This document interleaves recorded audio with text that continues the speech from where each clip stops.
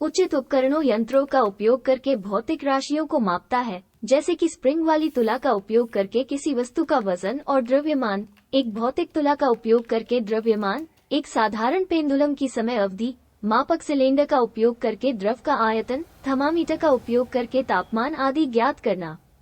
परिकल्पित स्थितियों पर अपने अधिगम को अनुप्रयुक्त करता है, जैसे कि चंद्रमा पर किसी वस्तु का भार, ध्रुव और भूमध्य रेखा पर किसी वस्तु का भार, अन्य ग्रहों पर जीवन की संभावना आदि।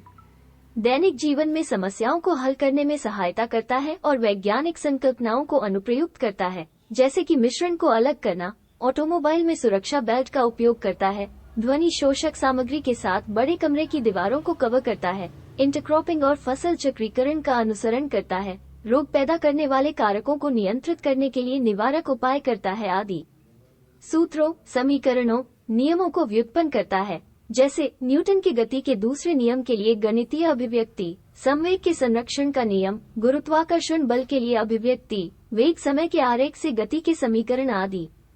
निष्कर्ष निकालता है, जैसे जीवन के रूपों का वर्गीकरण विकास से संबंधित है, पोषक तत्वों की कमी का पौधों की शारीरिक प्रक्रियाओं पर प्रभाव होता है, पदार्थ कणों से बना होता है, तत्व यौगिक बनाने के लिए एक निश्चित अनुपात में रासायनिक रूप से संयोजित होते हैं, दो अलग अलग पिंडों पर क्रिया और प्रतिक्रिया का नियम आदि। वैज्ञानिक खोजों, आविष्कारों का वर्णन करता है, जैसे विभिन्न परमाणु मॉडल की खोज, सूक्ष्मदर्शी माइक्रोस्कोप के आविष्कार के साथ कोशिका की खोज, लेवोइसियर और प्रीस्टली के प्रयोग, गति के बारे में मान्यता, पेप्टिक अल्सर के वास्तविक कारण की खोज, आर्किमिडीज सिद्धांत, जीवित वस्तुओं का वर्गीकरण आदि।